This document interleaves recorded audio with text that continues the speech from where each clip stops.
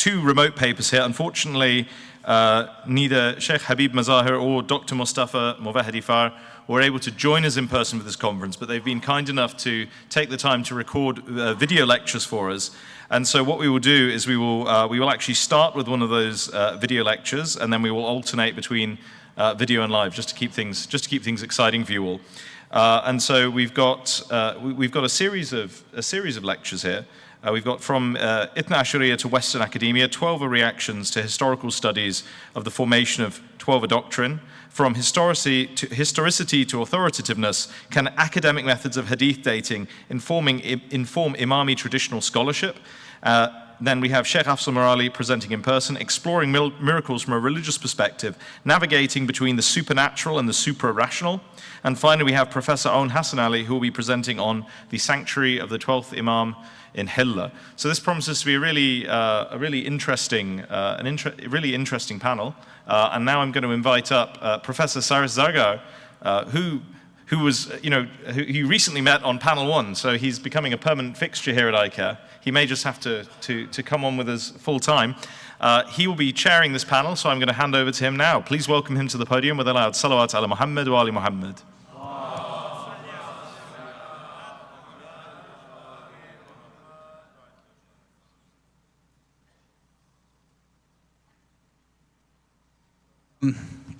Yeah, so history and theology should be something well known to those of us, which seems to be everyone here, interested in Shia studies.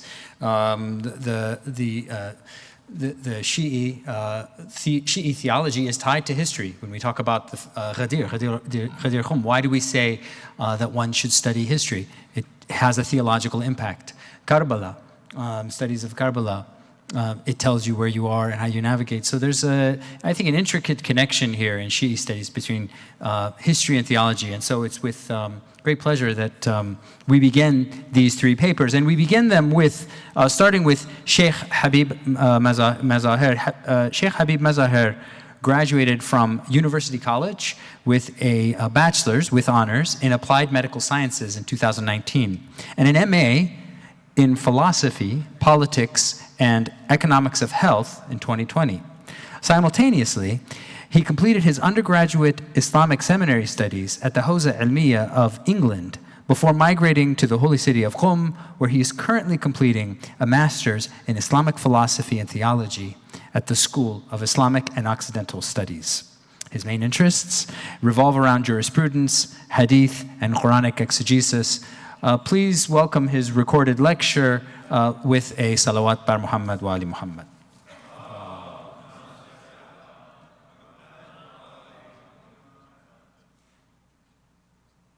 أعوذ بالله من الشيطان اللعين الرجيم بسم الله الرحمن الرحيم الحمد لله وكفى وسلام على عباده الذين اصطفى. Respected scholars, my elders, brothers and sisters, Assalamu alaikum wa rahmatullahi wa barakatuh. The research that I would like to present to you today is something that I have worked on with my colleague Sayyid Ali Naki Zaidi, and this research was actually his idea in the first place. And it basically takes a very critical look at a famous work written in Western academia that looks at the historical perspective on the formation of 12-er doctrine.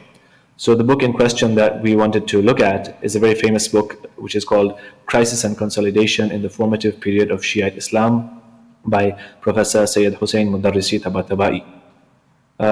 The book was first written in English and printed by Princeton Press, and it was highly controversial, still is controversial.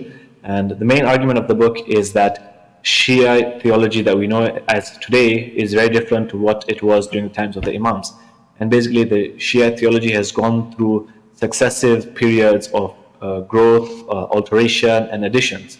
And what was present at the time of the Imams initially is very different to what we have today. So things like, for example, the idea of belief in the Imams being infallible, belief in them having some kind of special knowledge of the unseen, some special kind of authority, or wilayat taqwiniya, and having some kind of supernatural abilities. These were all later additions that were added by other sects such as the Ghulat, or some of these beliefs were some stuff that the Shias themselves came to believe in gradually due to a crisis that occurred after the passing away of each Imam.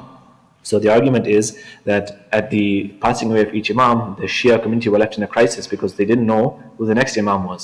And successively, these crises happened, and after each crisis, gradually the theology of the Shia is changed. So this was like the overall general idea of the book. Again, it was originally written in English, and 2 years after that, an unofficial Farsi translation was published. But because it was unofficial, it wasn't really like, it didn't become really famous in the Hausa or within the Iranian circles. But 15 years after, a Farsi version, official Farsi translation was published, and since then it's been reprinted at least 8 times. And Hussein Mudarrisi himself has an introduction to the Farsi version. The reason why we wanted to look at this specific book is because of the number of responses that have been written against it, and critiques have written against it, because it had such a massive social spillover and so many effects that this book had. So for example, Professor Mohsin Kadivar famously came up with his idea of ulama al-abrar, basically the idea that the companions of the Imams only saw the Imams as pious scholars, and they didn't see them as infallible beings or divinely sent leaders. No, they were just considered as pious scholars. Now, many people who critiqued Kadivar, they linked this to Hussein Mudarrisi's book, and they said, no, see, he has got his ideas from the book Crisis and Consolidation. Another example of a social spillover of this book is Akbar Ganji, who is an Iranian dissident who lives in the US and is a journalist, who is a very vocal critic of the Iranian government. So he has openly said that he doesn't accept the system of Wilayatul Faqih, and he says that this system is based on the belief of a living 12th Imam. And he openly says that based on the research that has been presented in the book Crisis and Consolidation of Hussein Mudarrisi, the 12th Imam doesn't exist, and this was just something that the Shias came up with later on because they were in a form of crisis. And there is no strong evidence to suggest that the 12th Imam was born. And I'm sure you would know that even within reformist circles within our own communities, the book Crisis and Consolidation is very famously discussed and shared widely as a form of like questioning the normative orthodox account of what Shia theology is and how it developed. Now, in response to this, especially after the Farsi got translated into Farsi, there was a huge backlash, and a lot of like responses were written, academic critiques of the work. So in our research, what we did was, first we tried to gather as much as we can of how many like critiques were written against this book. So we found 64 works that were written against this book, ranging from articles to books to dissertations and to blog posts. So 64 different works, which amounts to more than 4,500 pages, which is interesting because the actual work of Mudarrisi, where he discusses these ideas, is only like 150 pages, the first half of the book. So in response to 150 pages, more than 4,500 pages have been written as a response, as a form of academic critique. But the unfortunate part is that all of this research remains in Farsi and Arabic. And so to an English-speaking audience, they are not aware of this kind of advanced research and critiques of this book. And they are only faced with the English book of Crisis and Consolidation, and they're not aware of the responses written against it. A lot of it has been written in Farsi, but a tiny bit has also been written in Arabic. I recently heard that last year in the month of Ramadan, Ayatollah Sistani's younger son, Sayyid Muhammad Aqir, he spent the whole month in his daily classes or sessions critiquing this book. So that's one of the latest things that we have in Arabic, although the recordings and transcripts of those lessons have not yet been made official to the public. But a lot has been written in Farsi. So what was Hussein Mudarrisi's response to all these critiques? It's very interesting that Hussein Mudarrisi has given several responses. He's got a couple of letters where in correspondence with the Iranian historian Rasul Jafarian. So in that, they have a lot of back and forth, and at one point, Rasul Jafarian tells him that, look, you wrote this book, and there's been a lot of backlash, and it's controversial, and how many critiques are being written against it. So one thing that Hussein Mudarrisi has emphasized quite a few times in these letters, as well as in the introduction to the Persian translation, as well as in a letter that he wrote last year, because last year another book came out critiquing Crisis and Consolidation, so the critique is still going on. And in response to that, Hussein Mudarrisi mentions the same point, and that is that whatever I wrote in that book was based on the standards of Western academia. And he asks for his work to be looked at gracefully in that sense, that it's not based on the standards that we accept or the methodology that we accept. This is based on Western academic standards. And he said, all I tried to do was present a history of Shia theology that could be more defendable within Western circles and more acceptable. And then interestingly, he says that I didn't know that there would be such a kind of backlash and people would be misguided, because Rasul Jafarian tells him that the people, the laity, they read your book and they become really confused and they're getting misguided. So in response, he says that I'm very shocked to hear this because I've spent my life serving the Ahlul Bayt and I have deep and profound love for them, and I didn't expect such a response from people. I thought people would look at this book as a book of history. I didn't know people would take it as a book of theology. To the extent that he goes on to say is that at one point I considered, when I saw so many people are getting misguided by this book, I think it's better that I write a response to this book, a critique of this book, using a pseudonym, a fake name. But then for some reason he says that I didn't follow up that idea. But then I thought maybe I should encourage some of my other scholar friends to write critiques of this book, if this is the impact that it's having on society. Again, emphasizing that this was supposed to be just for Western academic standards. And in another letter, interestingly, he says that he complains that all these critiques that are being written about this book, the people who are writing these critiques, they forget the famous wise saying that says, Al-batilu yamutu bitarki dhikrihi. Falsehood finishes or dies by you not mentioning it, or you not discussing it. So he says by people discussing it, writing critiques, they just make it more popular. Whereas if they would not have done this, it would have just remained within Western academic circles and it would have died a natural death. But of course, the critics had to write their critiques because it was having an impact on the faith of people. And so in terms of the responses that we have seen, rather than just presenting a translation of the responses, what we attempted to do in our research was to try and categorize the different responses that have been written against the book and try and see if we can find some kind of themes or groupings of these responses. So some of them that, just an example I'll present over here, some responses are focused on methodological critique of the work. So they go and say, okay, what are these Western academic standards that you're using, which is a form of trying to judge theology by historical standards. So they go in depth and they critique the methodologies used by Hussein Mudarrisi in this book. Other critiques focus on the research flaws within the book.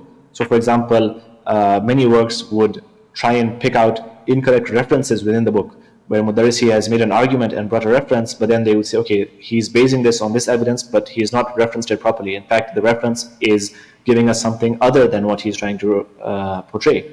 Or cherry picking, for example, where if you have, let's say 20 pieces of 20 narrations, Mudarrisi has only picked 2 or 3 that fit his narrative. Others, for example, have brought the question of incomplete quotations and how if you look at a full hadith in its full context, you get something very different to what Hussein Mudarrisi is trying to portray. And others have said, for example, that there is a lack of engagement with counter evidence.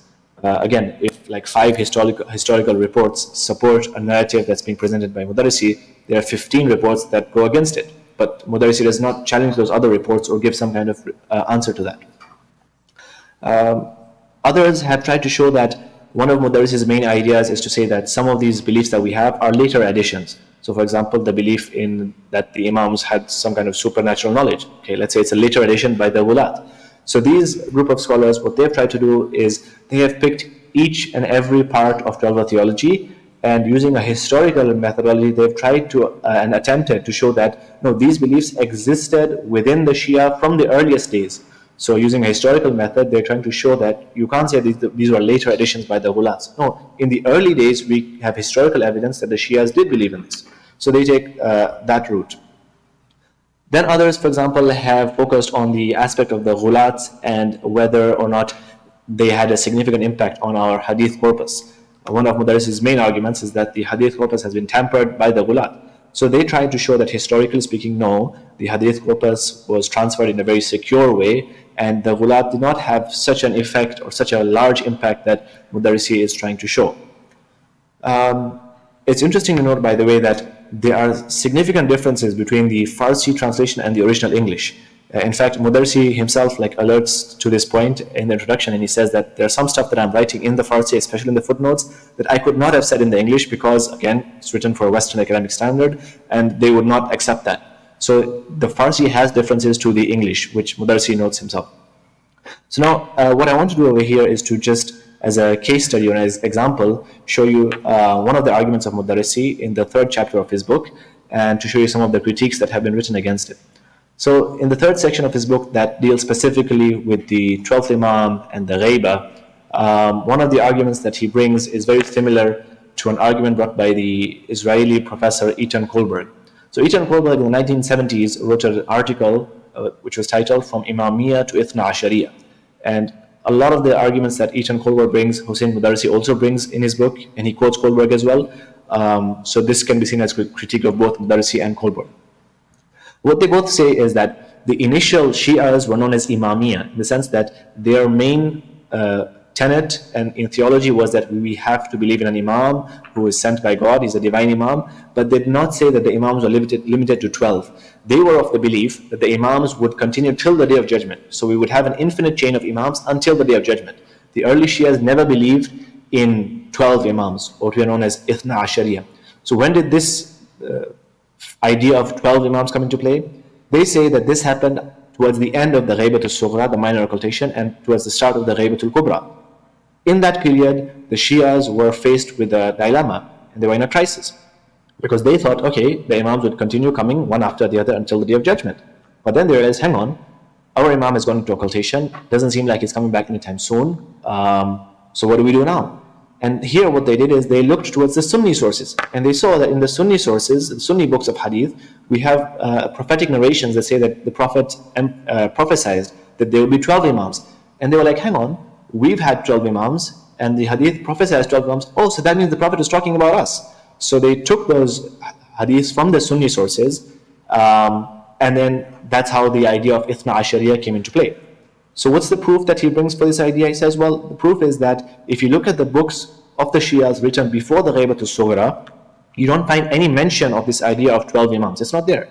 So for example, if you look at the Usul al-Arba'amiyya, these are 400 principles or 400 notebooks, you can say, written by the companions of mostly Imam al-Sadiq and the later Imams, where they would listen to the Imam and write down the narrations, which came to be known as the 400 principles.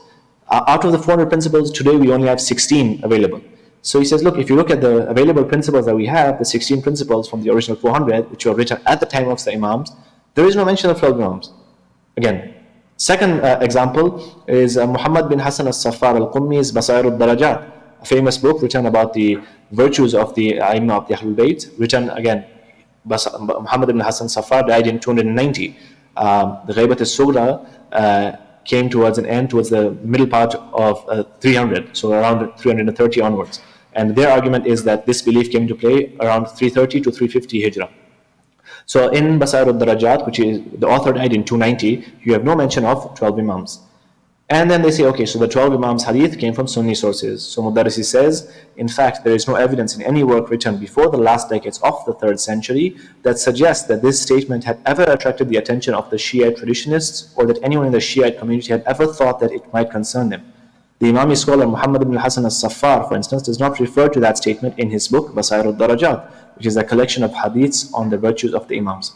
So, very briefly, I would like to present some of the answers that have been given. Again, because of lack of time, I'll just suffice with very few simple answers that have been given. So first of all, the 400 principles, of which we only have 16. The question comes that because we only have 16 principles, how can you negate that, okay, none of the other principles have any mention of the 12 Imams? Is it even possible to affirm or negate the existence of a certain idea in a certain period if we don't have access to most of the written works of that period? These 400 principles, of which we only have 16, the rest we don't have access to. So how can you say those that we don't have access to, they didn't mention 12 Imams? Secondly, these later compilations that we have, that do have the narration of the 12 Imams, we know with their chains, they are telling us that we are relying on earlier works, such as these 400 principles that we don't have anymore. So if the later works are saying we are relying on the earlier works, on what evidence are we saying that these later works are either fabrications or taking from Sunni works, when there clearly the authors are saying that we took from the early works? And then, simply put, even these 16 principles that we have, which are published now, you can read it, it's there in Arabic, Kitab Usul al-Sittat Ashar, the 16 principles that we have. The interesting part is that we actually do have narrations that show that there are 12 Imams within these remaining 16 principles. So for example, Imam Sajjad in the Asl of Abi Sa'id Abbad al-Usfuri says, indeed Allah created from the light of His greatness Muhammad, Ali and 11 from his descendants. He then placed them as figures in the brightness of His light where they worshipped Him before the creation of the creatures. They would glorify Allah and extol Him. They are the Imams from the progeny of the Messenger of Allah. So this is a work that Mudarrisi and Kohlberg were saying that it has no mention of the 12 Imams. But here clearly Imam Sajjad is reporting about 12 Imams. Another narration, again in the same Asl, Imam al-Baqir quotes the Prophet as saying, indeed me and 11 of my descendants and you, O Ali, so 11 plus Imam Ali, that's 12, are the pegs of the earth. Going on to another piece of evidence that Mudarrisi quoted was that, okay, how come we don't have any mention of this in Basair al-Darajat, which was written before the Ghaibat al-Sughra? Well, actually, within the Basair al-Darajat, there are at least 6 narrations that talk about 12 Imams. Now, Mudarrisi in the Farsi version, actually, in his footnote, he mentions that there are 2 narrations, but he says, no, those are later interpolations. But no, we're saying not even 2, there's at least 6 narrations that clearly talk about 12 Imams in the same work that was claimed to have no evidence or no mention of 12 Imams. So for example, Imam al-Baqir says, the 12 Imams from the progeny of Muhammad are all muhaddath, meaning those who speak to the angels. Another hadith is from Imam Ali where he was heard saying, indeed me and my successors from my progeny are the rightly guided ones and all of us are muhaddath, meaning we speak to angels. So I said, the reporter says, O Commander of the Faithful, who are they? So he said, Al-Hasan and Al-Hussein and then my son Ali ibn al-Hussein. And the narrator said, at that time, Ali was an infant. Ali ibn al-Hussein was an infant. And then Imam Ali continues, and then 8 after him, one after another. So again, a clear piece of evidence in a work written before Ghaibat al-Sughra that's clearly talking about 12 Imams. And again, this work has at least 6 narrations.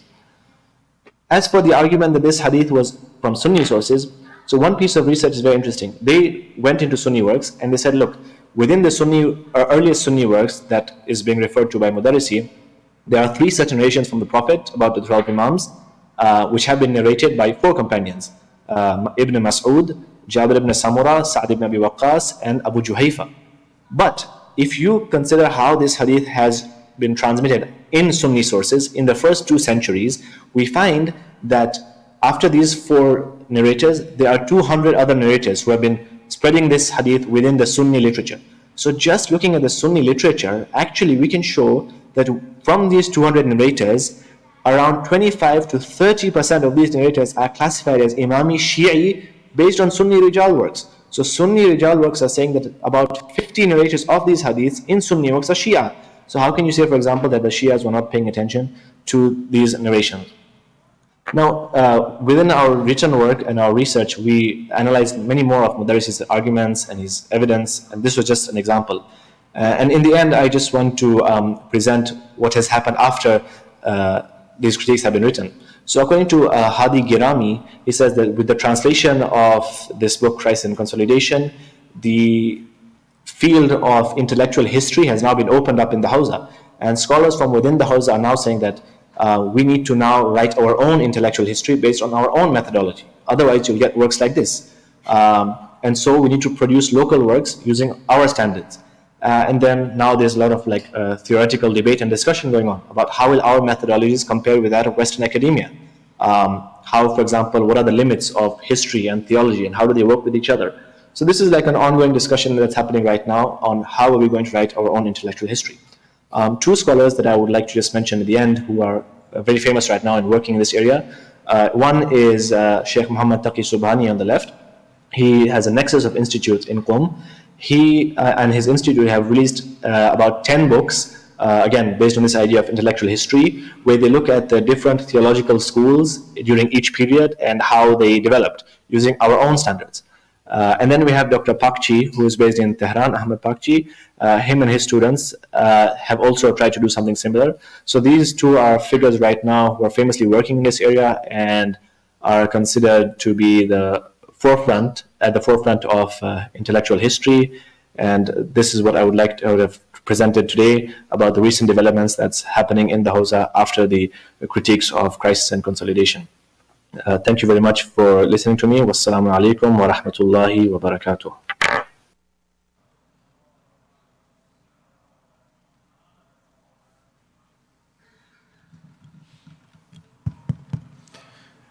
Just to make a quick announcement, primarily those aimed at those watching from home in Toronto, we've had a lot of questions asking if there are still tickets available to come and attend in person either later today or tomorrow, and I just wanted to let people at home know that yes, there is still space available, and if you would like to attend in person either for the last session of today or attend for the full day tomorrow, we'll be able to accommodate you, so do come.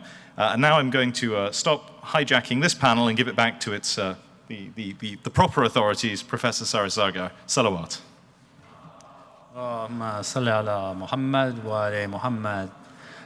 For our second paper, I'd like to welcome Sheikh Afzal Mirali.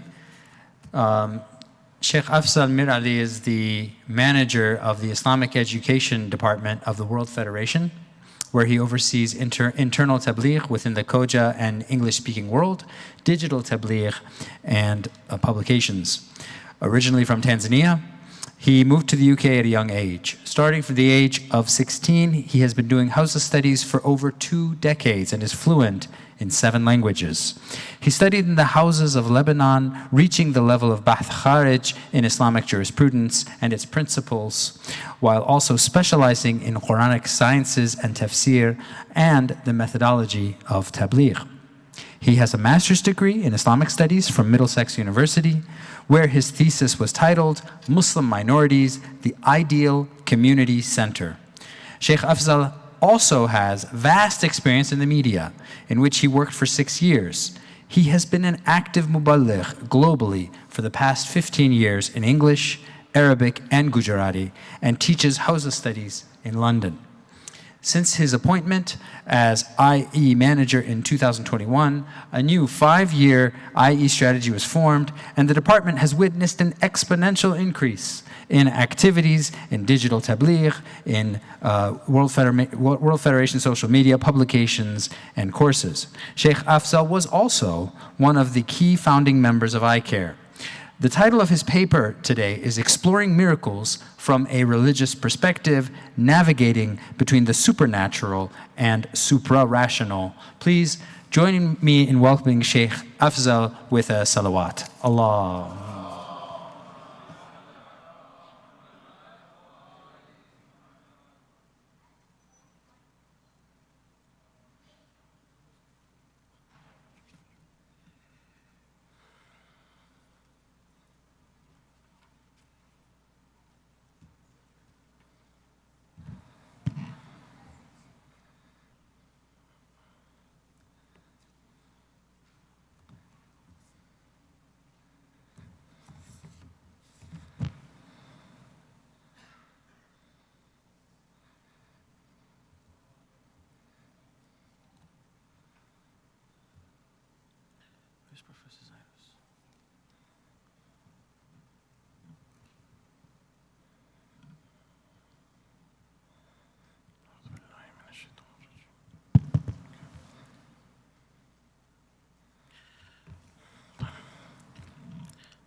صلى على محمد وعلى محمد.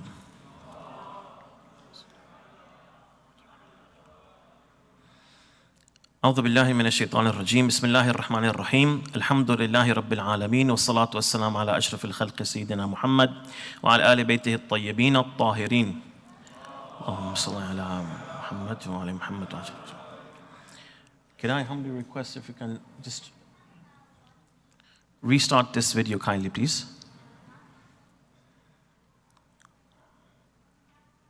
Can I humbly request the AV room to kindly restart this video? Thank you so much. I request the audience to look at this video. It is from one of the shrines, the shrine of Sayyidah Khawla in Baalbek in Lebanon.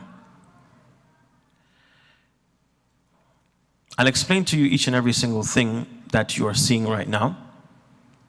If you look at the menorah, you find that it's blackish in color. This was golden brass that the shrine had been plated with just a couple of 2-3 weeks before it all of a sudden turning black in color.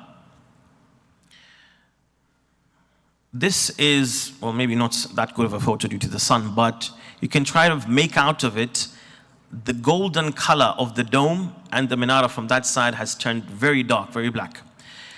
Over here, if you look at the menorah from this side, from the left side, you can see that there is something kind of spilling. This was a red liquid that had come out of it. If you look at this darih and focus a little bit as it's zooming in, you will see that there is a shade of red on the darih. This was an internal wall, a wall in this shrine.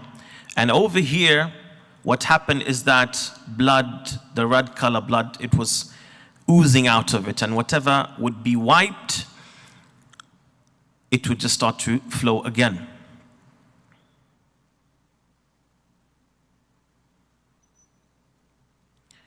Do excuse the amateur videography. This is an even clearer image of this red liquid. Thank you. Okay, so what was the story of this? In 2013, approximately, I think, was around the first 10 days of the month of May, I received a call. This time I was living in Beirut. So I received a call that there is an event that has happened in the shrine of Sayyidah Khawla, a shrine about, there is much debate about the person who is buried in it, whether she is, as it's posted out in the sign, the daughter of Imam Hussein alayhi salam, whether she is, or the person buried in it is amongst the awliya or not.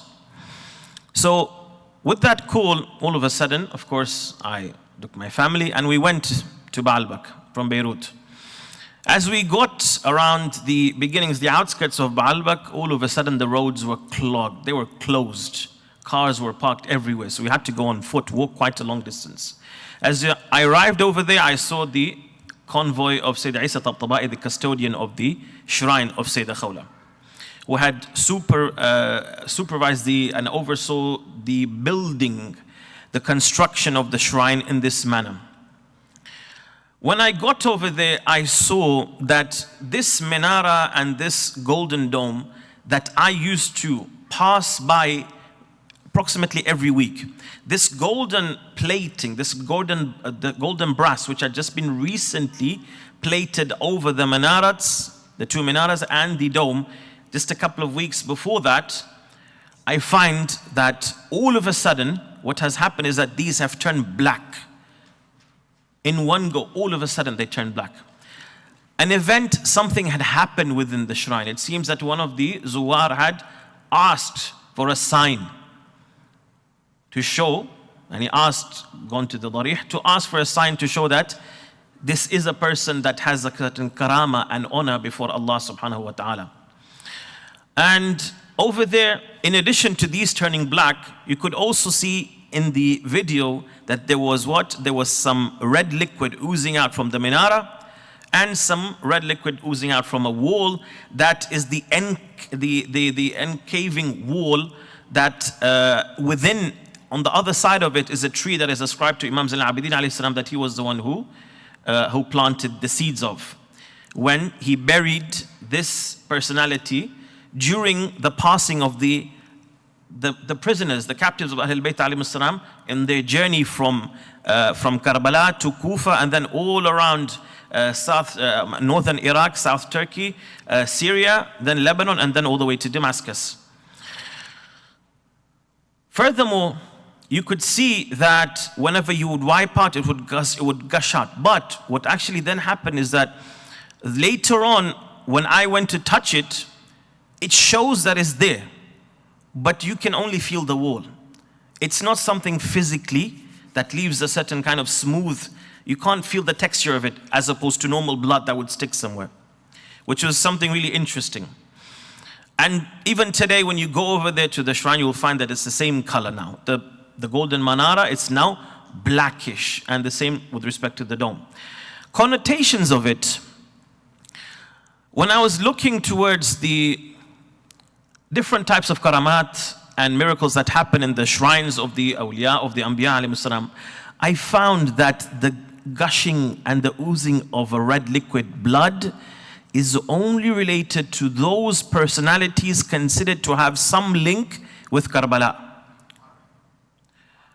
Whether this is the shrine of Sayyid al-Shuhada salamullahi alayhi, and you find in the museum that there is some dust, some turba, considered to be from the grave, it turns red. And they even put it on Karbala channel, you can find it. Once in the shrine of Sayyidah Zainab salamullahi alayha, when I was visiting in 2006, I was there with some relatives, and we saw that all of a sudden, the manara itself, it turned red.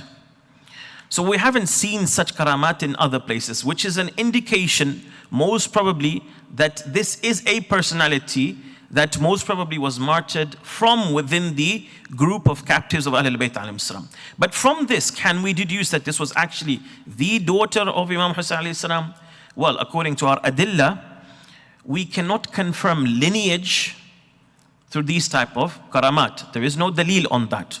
So the most kind of suspicion that we may have is that this is from that particular group of captives of Ahlul Bayt alayhim salam. Can we go to the slides, please?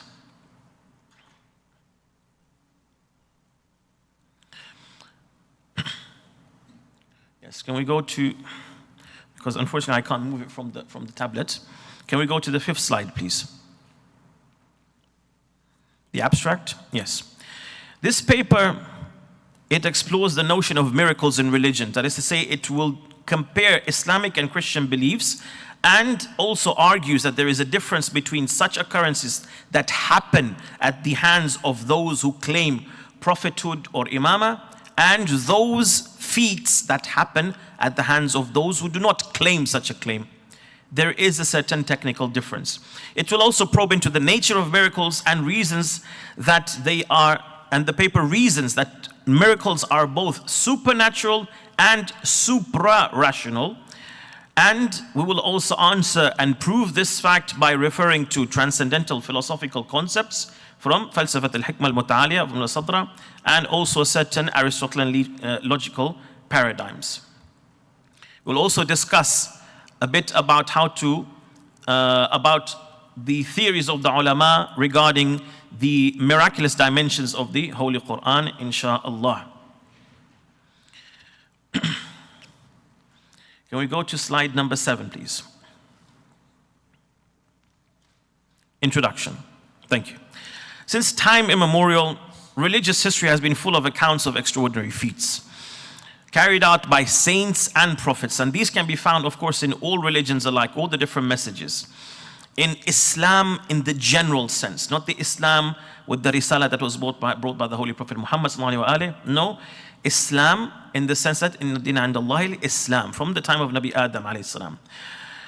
Some of these miracles will become famous, others will be forgotten over a period of time. Although one question is posed, of course, whether miracles are supra or supernatural, and are they also supra-rational? So in order for us to answer this question, we need to go into a more technical side of things. We need to go into the definitions.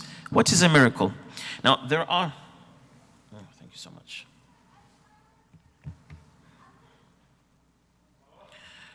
Allahumma salli ala Muhammad wa Muhammad. So a miracle in the English language, etymologically, in terms of language, it has around 3 definitions. I'll just focus on the one that is pertinent to us. The third one, it is an unusual and mysterious event that is thought to have been caused by a god because it does not follow the normal or the usual laws of nature. And in that Cambridge Dictionary definition, they mentioned the examples. Jesus Christ was said to have performed miracles like turning water into wine. This is according to them.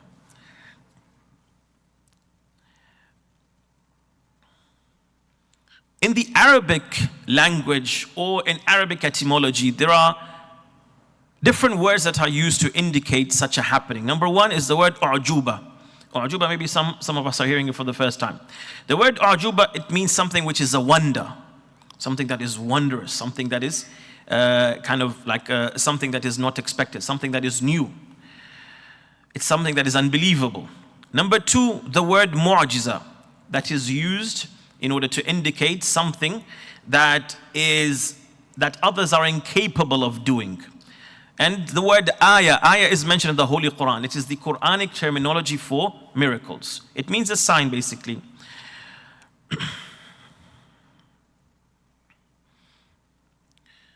But what about terminologically? In Christianity, because this is a comparison between these two religions, Samuel Clarke, he writes, the definition of a miracle in the theological sense of the word is that this is a work effected in a manner, it is a work effected in a manner unusual or of some intelligent agent superior to man for the proof or evidence of some particular doctrine, to prove a certain religion's validity and legitimacy and authenticity, or in attestation to the authority of some particular person. This is a prophet, for example. David Hume, he defined miracles just by saying it is a violation of the laws of nature. Catholics believe that miracles are works of God done through either his own choice or based on the intercession of a certain saint or a prophet. Miracles can be performed in Christianity by not only biblical prophets or biblical saints, but even by modern day pious people whose supernatural feats are judged with strict requirements by the churches and by the Vatican. And should a person have 2 or more such supernatural feats under their belt, quote unquote, they are considered to be saints. And this can also happen posthumously. There's a certain criteria for that. You have the Congregation for the Causes of Saints that exists.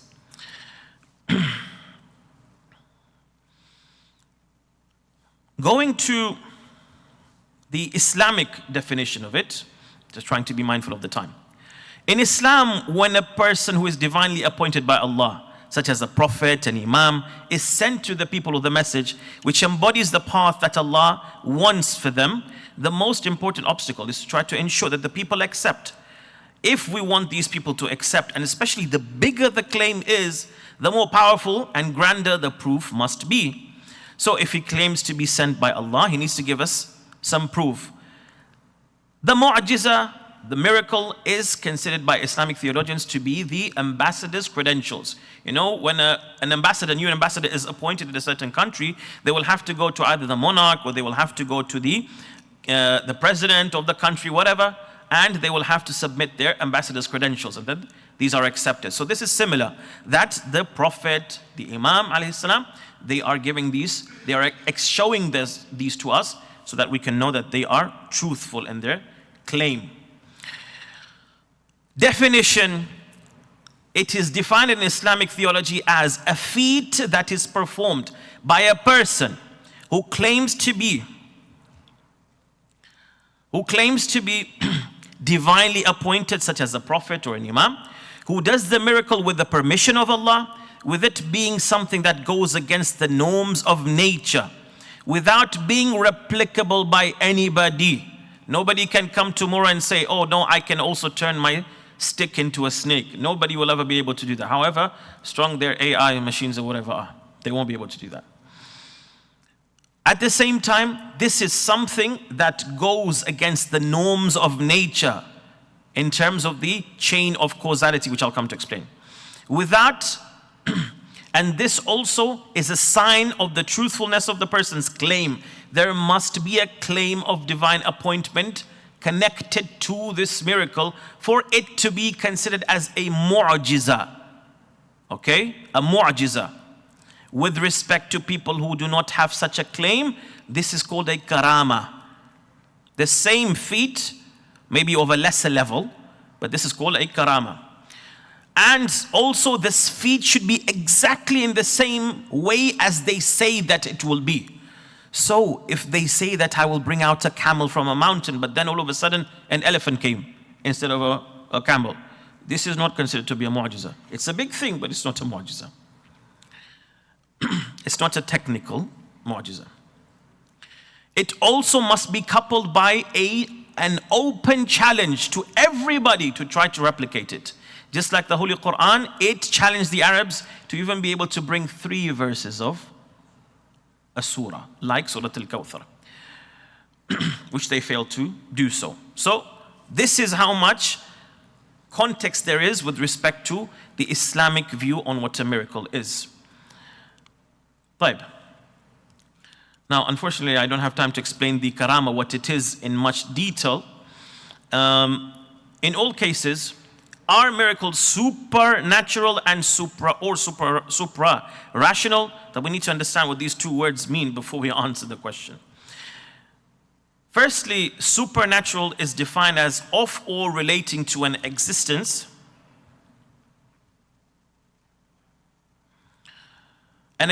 beyond the visible, observable universe, especially of or relating to God or a god or demigod, spirit or devil. This is in the dictionaries, in Merriam-Webster dictionary. Departing from what is usual or normal, especially so as to appear to transcend the laws of nature. This is supernatural. Attributed to an invisible agent. They also consider ghosts to be doing things that are supernatural. Are miracles supernatural? This is the first question. Among the biblical miracles reported to have been done by Nabi Isa salamullahi alayhi was the curing of lepers, correct?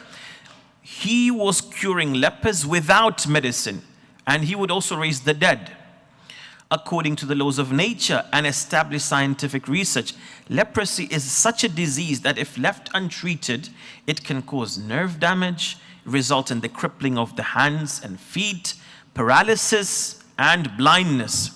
In the Bible, it is mentioned that Nabi Isa alayhi salam cured lepers with miracles on the spot, just by uttering the words, "Be clean."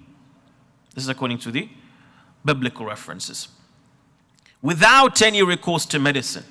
So, based on that, we find that according to Christianity, a miracle is supernatural. But what about Islam?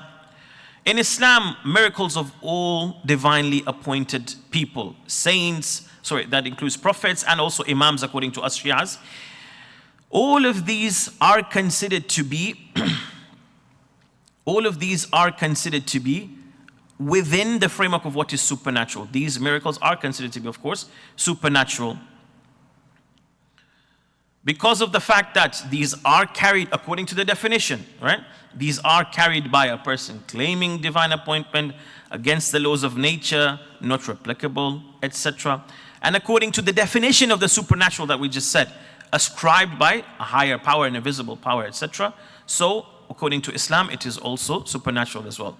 A humorous example is that it should happen exactly how the Prophet says. And when Musaylim al-Kadhab, the liar, the fabricator, who claimed to be a prophet after the Holy Prophet, when he tried to claim that he is also a prophet, they told him, okay, listen, we'll humor you. You claim to be a prophet. So the prophet, he spoke and he called a tree to come to him, and it came. You go and bring a tree. So he called once, twice, the tree is not coming. So he went and walked by himself to the tree. He said, listen, we prophets, we are humble people. If the tree doesn't come to us, we go to the tree. All right? They said, okay, we'll give you another test. This person is losing hair. Look at his hair. He's losing, he's got bald patches. With a miracle, wipe over his head so that the hair can start to regrow. He said, okay, I'll do it. He went. And then he wiped off the person's head. But instead of new hair growing, the rest of his hair started to fall as well. Now, this is contrary to what he was claiming. So with this, if we were to look at the example of Nabi Musa alayhi salam, as a result of him striking the sea with his staff, it parted into two high-rising mountain-like kind of waves. This is contrary to the norms of nature, because the sea does not part just by touching of a staff. Are they supra-rational? What is supra-rational? What is rational, first of all? Let us define that. Something which is consistent with and based on reason or good judgment. Or in philosophy and the science of logic, it is the study. Rational is the study of the principles and criteria of valid inference and demonstration. To say that if I were to take so-and-so argument, then I could infer, I can have a consequence or a result of it, is so-and-so is. For example, if I say, let's say, for example, that the temperature outside, let's say, for example, is, 0 degrees. Then I can infer from that 0 degrees is going to be cold. So if somebody is wearing a jacket, then, of course, they are wearing it in order to protect themselves from the cold. a method of human thought that involves taking in a linear step-by-step manner in terms of thinking. Supra-rational as a word, it is defined as transcending the rational. It is based on or involving factors that cannot be comprehended by reason alone, not understandable by reason alone. I will suffice with this linguistic definition, and we go then to answer. Is the Holy Quran considered to be supra-rational? Or sorry, the miracles in general. Hopefully we'll try to come to the Quran. Returning to this definition of the rational and supra-rational as something that is beyond logic, or something that is beyond the capacity of reason alone. Beyond the capacity of reason alone. If reason comes with divine revelation, a person may be able to understand some of the nature of it. The higher their level of perfection. So, with that being said, we can come to understand that supra-rational, a miracle is something beyond the capacity of reason itself. How so? Let us think about this, right? When we want to understand the cause of a miracle, for example, the staff of Nabi Musa turning into a snake, we will ask ourselves the following questions, okay? First of all, what has happened? What is the actual cause of this? How does the divine permission factor into this? How does Ism al-A'zam factor into this? Is Ism al-A'zam just open sesame?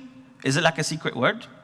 Or is it an indication of the manifestation of the divine attributes on the soul of this prophet or of this Imam, to the extent that he can channel the infinite power of Allah subhanahu wa ta'ala to make this or that thing happen with the permission of Allah? Also, what actually happened to the staff? Was it a case of speed exchange like the case of Nabi Ismail and the sheep, alayhi salam? Or is it that Nabi Musa alayhi salam had control of time in such a way that the nitrogen cycle was made to happen so quickly in the time of a blink of an eye that it was turned from a staff into a snake immediately, something that may take thousands of years to happen in normal times? All of these are questions. We can't understand this, the meaning of it. So as a result, we say it's supra-rational. But is it illogical? Is a miracle illogical? When we talk about something being illogical, we're referring to things such as the principles of logic and philosophy. Like what? Like the principle of causality. The principle of causality dictates that every effect must have a cause. Is a miracle without a cause? No. On the contrary, it does have a cause. A miracle does have a cause. But we just need to understand that there are different types of causes. First of all, there are the ordinary causes which go through a chain. If I use my hand, if I exert force into it, having touched a knob of a door, the handle of a door, what will happen is that the handle as I turn my hand, this force is exerted on the handle will turn, the door will open. This is the normal causes. But the highest of causes that exist at the end of this chain is Allah subhanahu wa ta'ala. What is happening is that this ma'soom, infallible, is bypassing all of this chain and going directly to the extraordinary, the supernatural, Allah subhanahu wa ta'ala, that cause, the highest of causes. As a result, Allah says, for example, to the fire, become cold and peaceful for Ibrahim, and it does. Without having to put water or, I don't know, flowers or this, it by itself. That's it.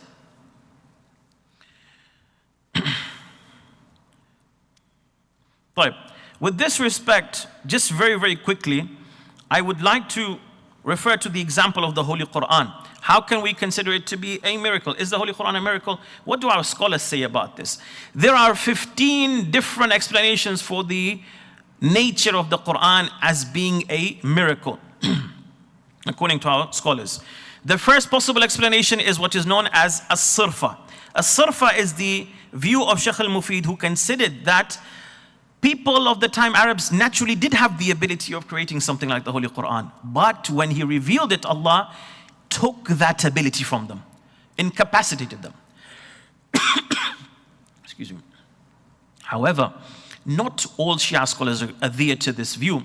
I personally feel that it's a kind of limitation to the power of Allah, who actually can bring something that is not going to be possible for human beings. The second possible explanation or dimension of Quran's miracle is the sublime eloquence of the Holy Quran, in that the use of the Arabic words is extremely accurate in terms of their not being synonyms in the Holy Quran. Each word has its own indication, like the use of linguistic beautifiers, analogies, etc. In addition, it is an innovative new form of literature, neither prose nor poetry, 16 scales of poetry of Arabic. It is a recitation, and made in such an easy way, such a rhythmic, intonated way that it is soothing for the soul. There is no contradiction in any part of the Holy Quran. It has prophecies about the future. Abu Lahab, you are going to die a disbeliever and you will perish. They told him, Abu Lahab, okay, just to disprove the Holy Quran, come and say I'm a Muslim, just pretend. He said, no. Thus what? Thus proving that the prophecy was true.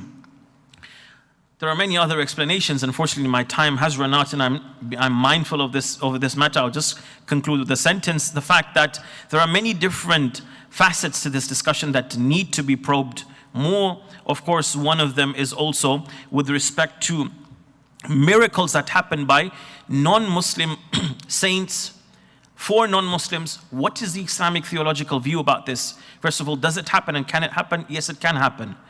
People who are truly pious and righteous in their intention towards Allah subhanahu wa ta'ala, but it is not an indication of the validity of the belief according to Islamic perception or the Islamic theological position. In all cases, this is also something that needs further scrutiny, also to explore the position of Al-Ism Al-Azam further as well. With that, I take the opportunity to thank you all and the community for this beautiful conference and for allowing us to be at your service. Sallallahu ala Muhammad wa ali Muhammad.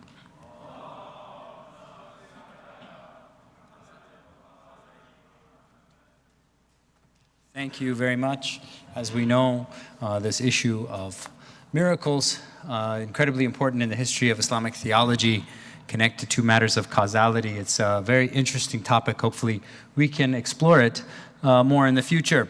So our next paper will also be a remote presentation. Dr. Mustafa Movahedi Far is an associate research fellow at ICAIR. He's one of our own. After obtaining his bachelor's in mechanical engineering, he pursued an MA in the science of Quran and Hadith at the University of Quran and Hadith in Tehran. His MA thesis examined the methods of Hadith criticism used by earlier Imami scholars to assess the authoritativeness, the hujjiyah of Hadith. He then moved to the University of Birmingham for his doctoral research, where he completed his PhD in Islamic studies. His doctoral work involved the development and testing of an innovative method of Hadith criticism known as biobibliographical cross-reference analysis. This method was designed to investigate and determine the date and origin of Imami Hadiths, drawing from the development and transmission history of Imami Hadith during the formative phase of Twelver Shi'ism. His most recent research focuses on developing a systematic and rigorous method for the isnad kum matn and analysis of hadiths by employing machine learning and digital, mechanized, and mathematical tools. So please help me welcome Dr. Mustafa Movahedi Far with a salawat bar Muhammad wa ali Muhammad. Bismillah ar-Rahman ar-Rahim. Salamun alaikum wa rahmatullah. Dear brothers and sisters, hope you are well, inshallah, and thank you very much for having me in this great conference. And also I would like to thank the organizers, especially Sheikh Alexander Khalili and brother Ali Mehdi Nanjiani, and all other brothers and sisters at ICAIR. Sorry, I don't know all the names. And so sorry I couldn't travel to Toronto to sort of deliver this presentation and meet you in person. And hope my presentation, inshallah, would be useful for you. And of course, I would love to hear and know your comments and points of view on my arguments. And yeah, as you can see, the title of my presentation is From Historicity to Authoritativeness, Can Academic Methods of Hadith Dating Inform Imami Traditional Scholarship? And I'm going to briefly discuss why I think we need to apply the methods developed in academic scholarship to sort of traditional Hawzawi scholarship, and not only for sort of examining the history and historicity, authoritativeness of hadith, but also for better understanding of our i'tiqadat. And by i'tiqadat, I mean all those genres of hadith we have on Tawheed, Imama, Nubuwwah, and of course the existence of Imam Zaman and his birth and his occultation and so on and so forth, the roles of Imams, the characteristics of Imams and so on and so forth. So this is very important. We need to use some sort of hadith, method of hadith criticism to deal with these kind of genres of hadith we have in Imami hadith collections.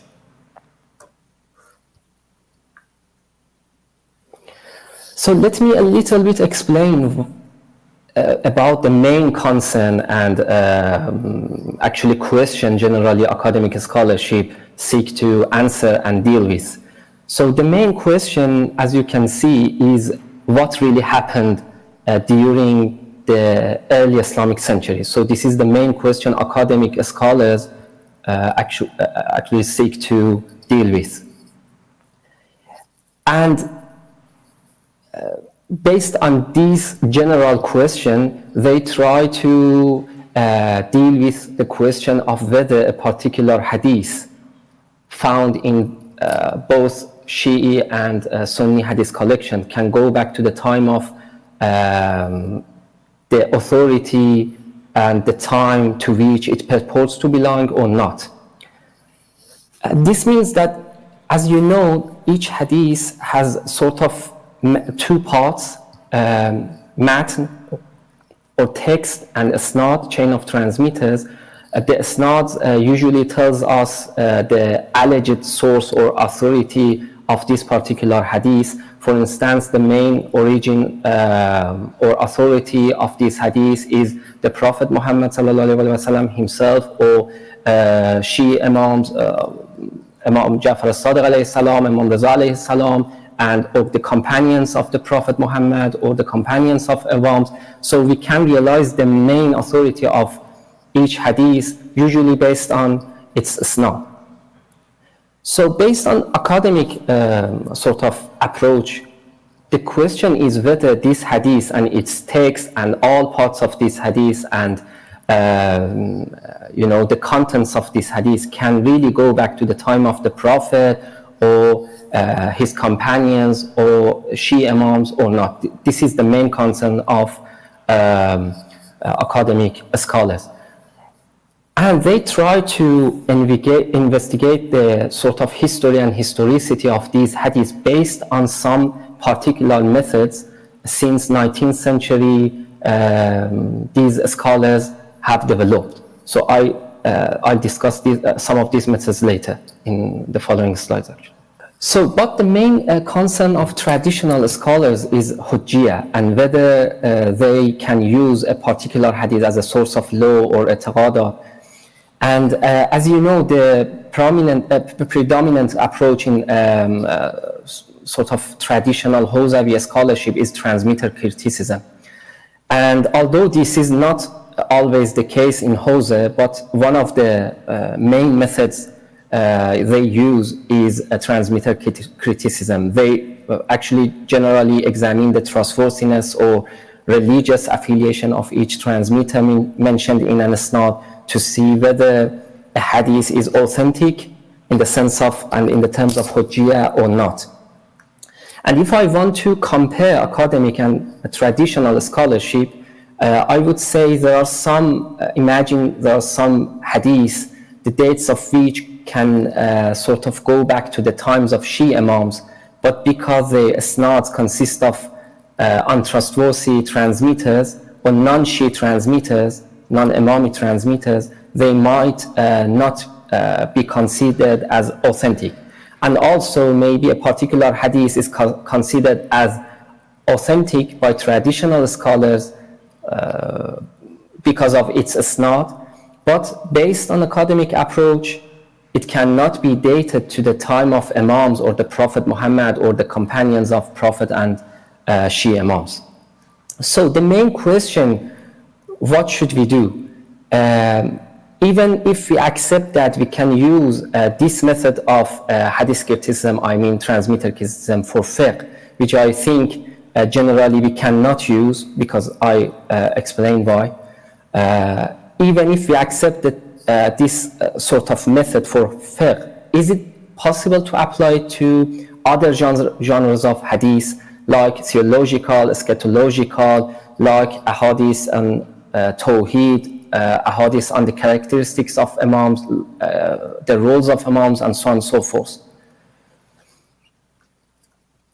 And you can see even some contemporary Imami scholars easily using isnad criticism and transmitter criticism to reject the authenticity and historicity of some important hadiths simply because of their isnads. While I provide, inshallah, some examples of some projects we are working on at ICAIR, the historical reliability and historicity of which can be determined based on some academic methods.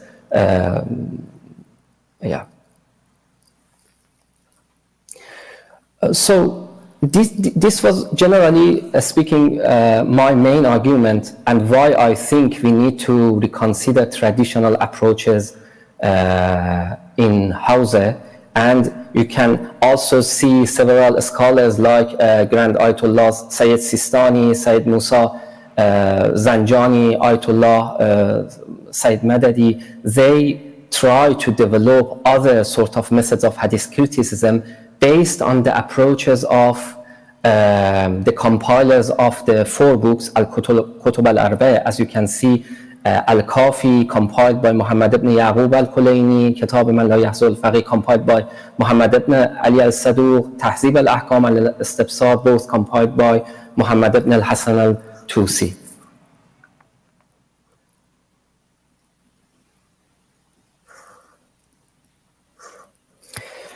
Another issue I mentioned briefly in the previous slide is that if we accept that transmitter criticism is a proper method for examining the authenticity of all genres of hadith, in this way we should reject a large number of hadith in Al-Kafi, Al-Faqih, Tahzib and Al-Istibsar. Approximately more than 30% of hadith found in Al-Kutub al-Arba' based on this transmitter criticism must be considered as non-sahih hadith. And based on this number, 2 questions I think arise: whether really the approaches of the compilers of Al-Kutub al-Arba', I mean Kulayni, Saduq, Tusi, and other hadith compilers like Barqi, Safar, and so on and so forth, whether their approaches were transmitter criticism, because if this were the case, we would expect not to see this amount of non-sahih or non-reliable, unreliable hadith in their works. And again, even if we accept that they use this method of hadith criticism, whether we could simply say that because their methods of hadith criticism was isnad criticism, we have to follow the same method because we don't have access to the information they had. So again, I think we need to propose and use other methods of hadith criticism.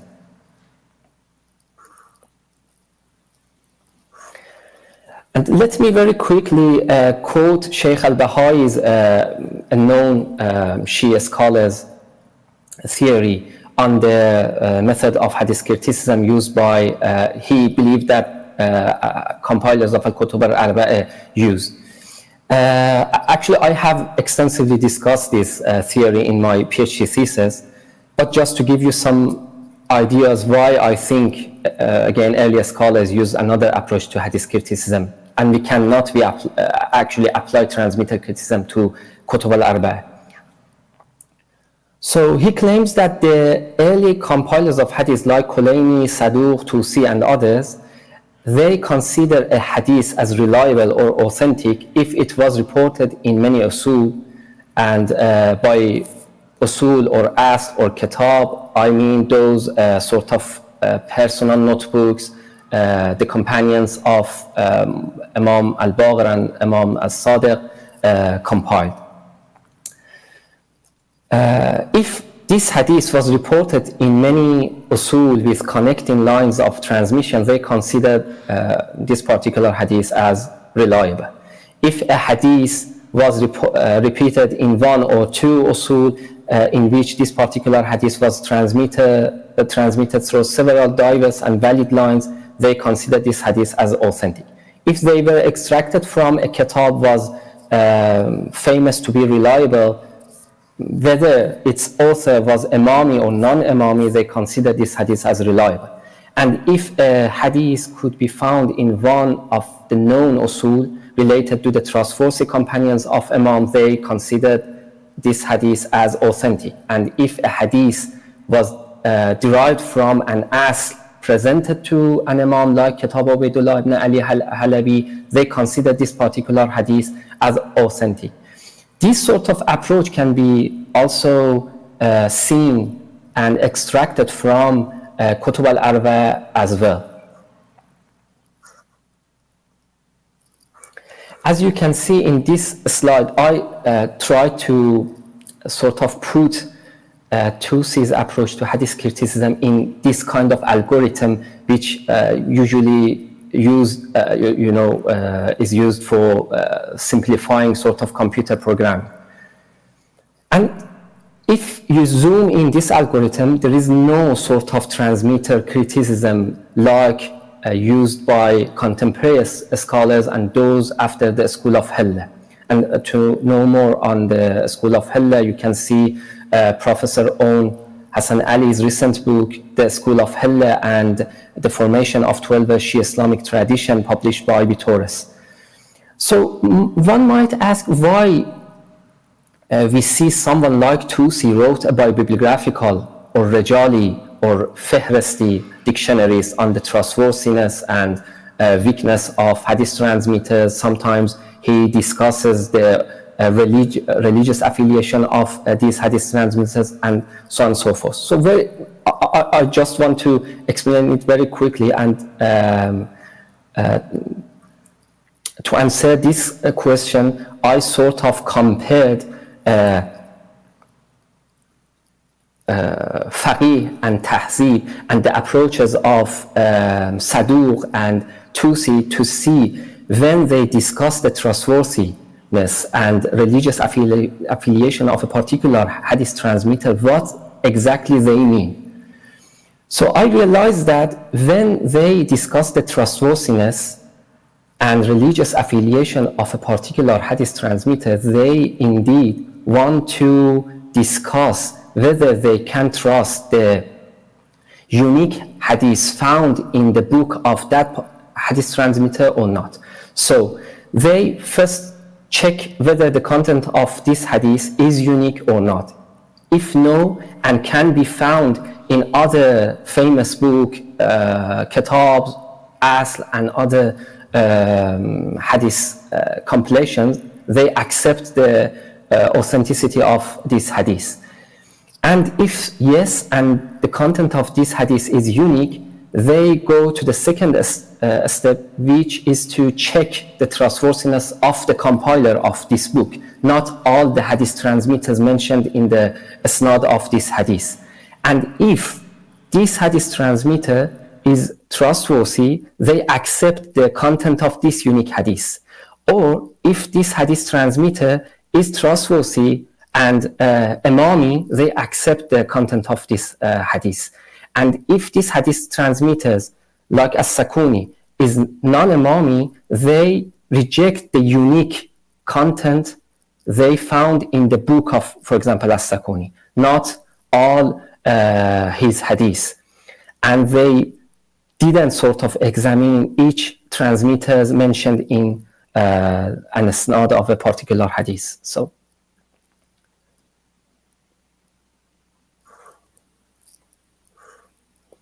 again, what should we do? Either one should consider all Imami hadith as authentic and reliable, whether fiqhi or i'tiqadi hadith, eschatological hadith, theological hadith, and so on, so forth. Or we cannot simply apply transmitter criticism to hadith which were not compiled based on hadith criticism. So based on transmitter criticism. This is my main actually argument. So if we want to apply a method of hadith criticism to Al-Kutub al-Arba'ah, we need either to develop a particular method of hadith criticism based on the approaches of the compilers they used for compiling these hadiths, or we need to apply another methods of hadith criticism developed in, for example, academic scholarship, or we need to develop them ourselves. And what I propose, and also what I'm doing at ICAIR, which is actually the main, some of our projects we are working on, is to apply the methods like a statistical analysis of isnads of hadith found in Al-Kutub al-Arba'ah, isnad commat analysis, sort of investigating both isnad and mat to see the mat variants and compare the mat variants with the isnad variants of a particular hadith. And also use some digital tools like machine learning, like AI, and developing digital data analytical approaches. We did actually, and we developed a data analytical approaches to examine the ahadith transmitted by ghulat to see whether really these hadiths are the result of forgery and are the result of ghulat's forgery, or they can go back to the time of Imams. For example, a hadith on the ilm al-ghaib of Imam, or the hadith on the some characteristics of Imam, unusual characteristics of Imam, whether these are the results of Qali community, or they actually can go back to the time of Imam, and Imam himself says these hadiths actually. And also another approach which I developed in my PhD thesis by bibliographical cross-reference analysis, for those of you who are familiar with Tahlil al-Fihristi proposed by Said Madadi, this is not the same actually approach, but maybe if you translate this Tahlil al-Fihristi to English, the translation would be the same, but this is not the same method. So let me very quickly provide some examples. I applied academic methods, and some examples we are working on at ICAIR. The first hadith, as you can see, is Ismahu Ismi hadith, in which the Prophet Muhammad notes that the name of the Mahdi, or Imam Zaman, will be the same as the Prophet's name, means Muhammad. And there are some sort of discussion in academia on the date of this hadith. Some say this hadith should go back to the time of Al-Nafs al-Zakiyya, to the first half of the 2nd century.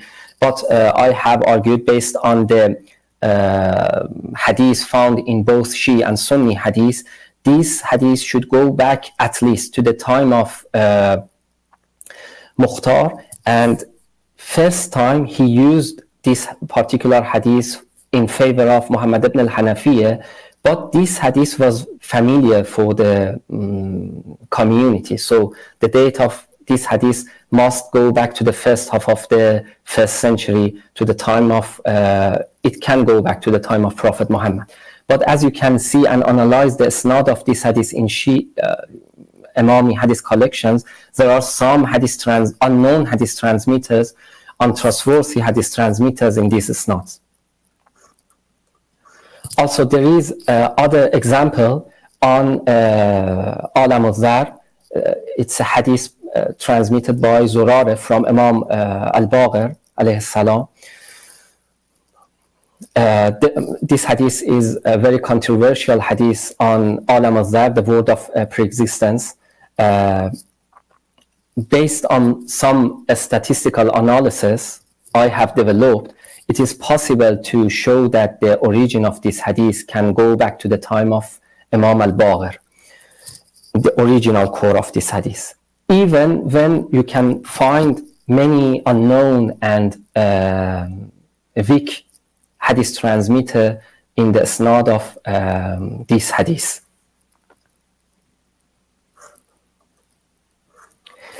And this is another hadith transmitted by Zurare on Imam Zaman's occultation, Qa'im's occultation, or Ghulam's occultation, or Mahdi's occultation. And this is actually, we are working on this project, but just to show you how applying this kind of method of academic methods of hadith criticism can inform traditional scholars as well. I just provide this example. This hadith consists of 4 layers, I think. So I can't discuss everything in detail, but I realized that the original core of this hadith can go back to the time of Imam al-Baqir. So the original core is the part of hadith that Imam al-Baqir says that for the Qa'im or Ghulam or Mahdi will be Ghaiba, occultation, and there are some other parts which we are working on to date other layers of this hadith.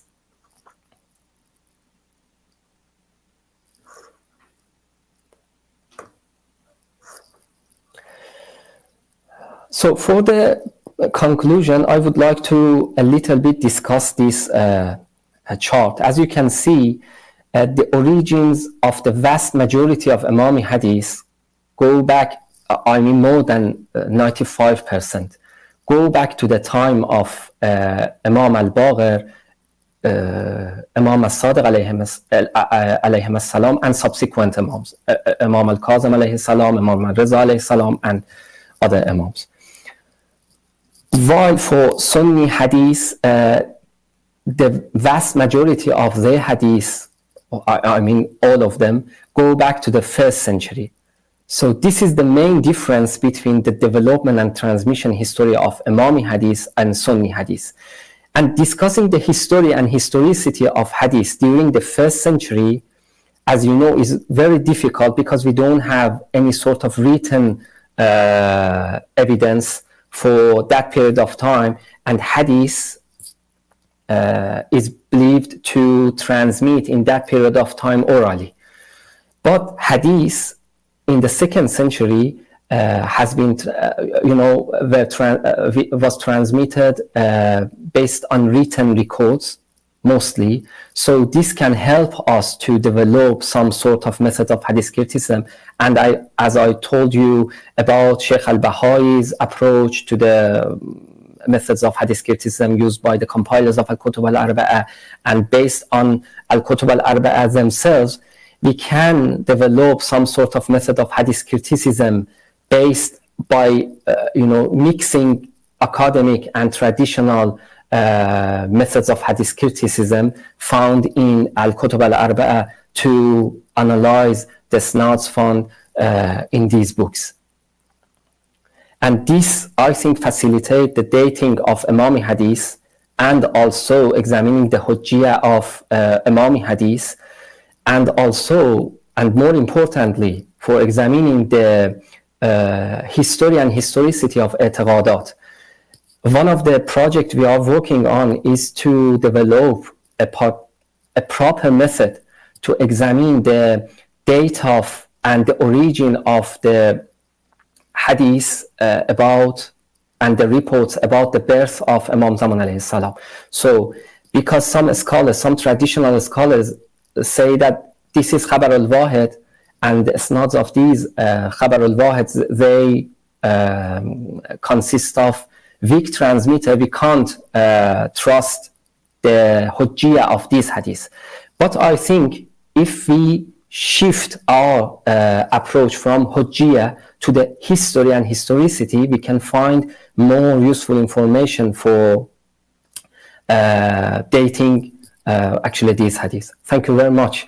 And I also would like to hear your and know your comments and feedback. You can email me, or maybe later we can be in touch, inshallah. Thank you very much. Assalamu alaikum wa rahmatullah.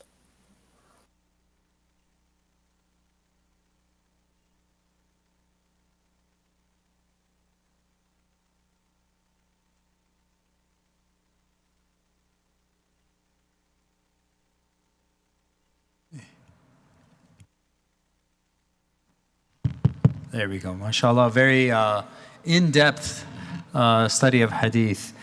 So our last speaker is a friend, a longtime friend, and one of, we have a few here today, but one of the foremost scholars of Shi'i studies that we have here in the United States, and he does really excellent work.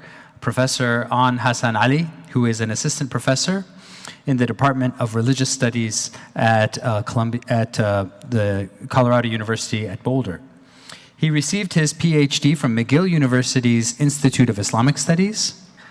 His research centers on Islamic intellectual history, and he's the author of 2 books. One of them is out, the other is forthcoming. The one that's out, and I highly recommend, is The School of Hilla and the Emergence of Twelver Shi'ism, Social Networks and the Concept of Tradition. The book that's forthcoming is Why Hadith Matter, the evidentiary value of hadith in Imami law, which is co-authored with Hassan Ansari.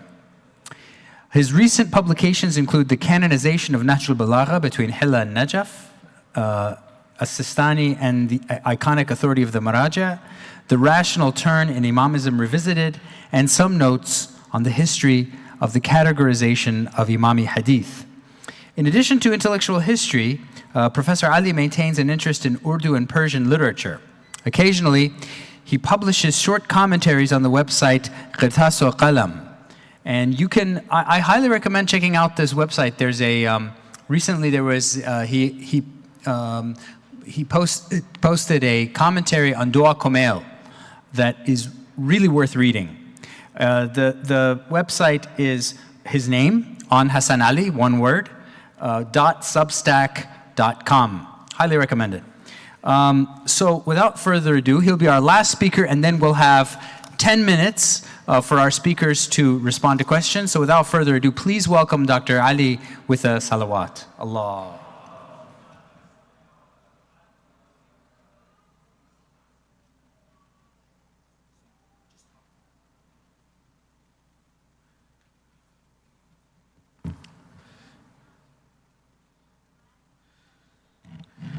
أعوذ بالله من الشيطان الرجيم بسم الله الرحمن الرحيم.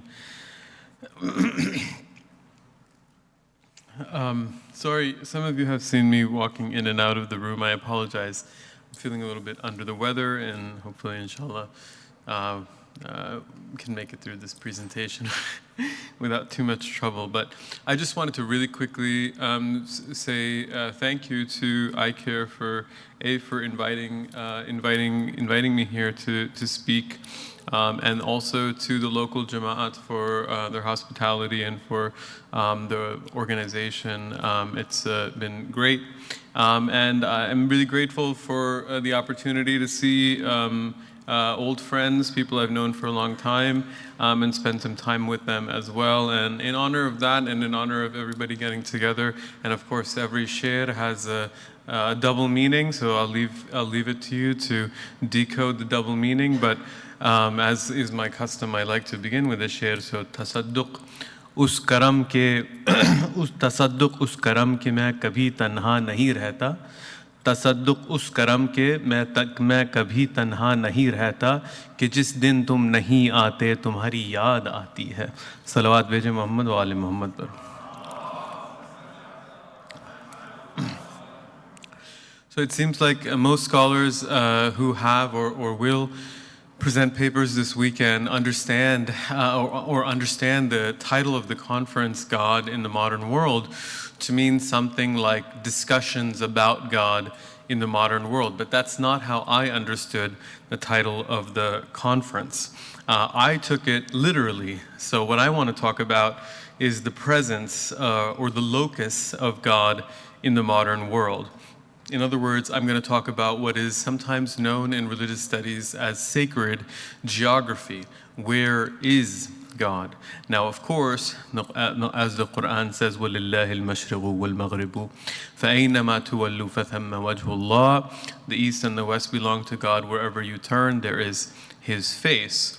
Of course, this is true. But sacred geography explores those places where God's presence is, in a sense, more dense. And of course, there is no more dense manifestation of God in the modern world than Wajhullah alladhi ilayhi yatawajjahul awliya. Durood bheje Muhammad wa ali Muhammad par.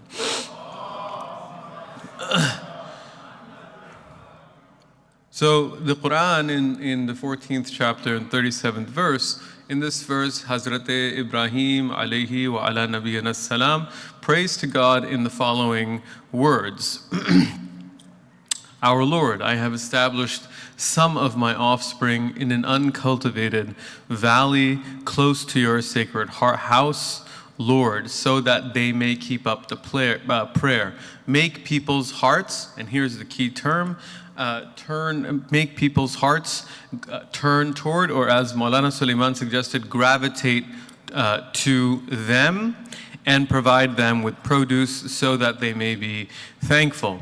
Now, if you're familiar with Arabic or if you have the ayah in your mind, you realize that there's a switching of the pronoun here. And when Imam Muhammad al-Baqir alayhi salam, he's reported to have said that God didn't mean the sacred. Can we go to the next slide? God didn't mean the sacred house, or else he would have said, turn to it. Then Imam al-Baqir swears to God and he says, we are what Hazrat Ibrahim called the people to. So in light of the Imam's explanation and other parallel ahadith, Shia scholars have raised the possibility that this verse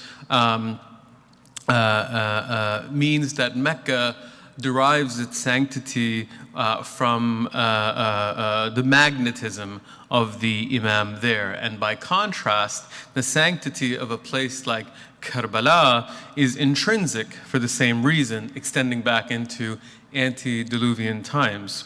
Now, although it may seem peculiar at first, the underlying attitude towards sacred space, or this underlying attitude towards sacred space, is relatively commonplace.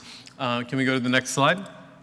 The same idea is expressed in the second hemstish attributed to the great Indian poet Hazrat Amir Khusro Dehlavi of the following beloved couplet: Har qaum rast rahe deene wa qibla gahe man qibla rast kardam bar samte kachkula hai. So for every people, its path, its religion, and its prayer direction. I have set my prayer direction straight in the way of the crooked-hatted. If you know this story, you know that Nizamuddin Awliya and Hazrat Amir Khusro Dehlavi were standing at the Ganges, looking across the river, watching Hindus bathe in the river. And in a very kind of puzzled way, Nizamuddin Awliya says, Har qaum rast rahe deene wa qibla gahe. And then Hazrat Amir Khusro completes the sher with the second line of it. That's, according to legend. So it's therefore surprising that scholars continue to privilege Mecca and Medina in accounts of the sacred geography of Islam, such as a very widely used textbook in American universities by Prothero, which is the first edition was published in 2020 on world religions. Now, please note something here is that if you, as a mu'min, wish to say that a particular place is the center of Islam, this would be a normative claim and you're entitled to make this claim. But my problem is that somebody who is claiming to be doing a descriptive task, right, writing an introduction to world religions that's to be used in undergraduate classrooms across the country, what business does this person have prioritizing Mecca and Medina over other sacred spots? And I want you to sort of keep this criticism in the back of your mind, and I'll come back to it towards the end. Sort of spoiler alert, I think one can speculate that the legacy of Orientalism, with its kind of attendant notions of center and periphery, which have been very damaging to Shiism, are still very much with us. So Orientalism is not something that we have overcome, but rather we're still dealing with its legacy. So as anybody, and of course, you know, everybody in this room is well aware that not only does the sacred geography of Shiism extend far beyond the Hijaz into Yemen and Afghanistan and Iran and Iraq and Sham and Egypt, excuse me. Shi'i literature is replete with descriptions of rituals to be performed at these sites.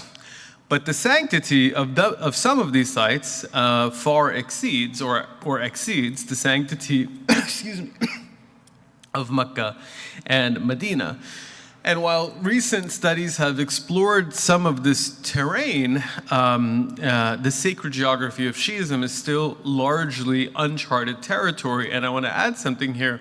If you know something about a geography department in a modern university, you know that it's not about geography. It's not about what we conventionally call geography. And with that in mind, it seems to me that one would also need to include the multiple dimensions of Shi'i cosmology as a part of the sacred geography of Shiism, but that is the subject of a different paper. So building upon recent studies that call attention to sacred spaces outside of the Hijaz, this paper highlights the significance of a sanctuary in Hilla that was associated with the 12th Imam. So based on travel logs and manuscripts and hagiographies, I argue that the sanctuary had become, thank you.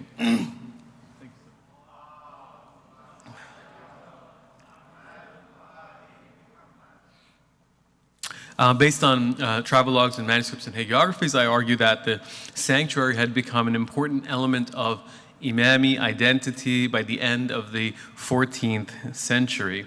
And in addition to mediating, mediating the relationship between believers and their vanished Imam, it was imagined as a place where the faithful would be vindicated, their enemies disgraced, and the sick healed.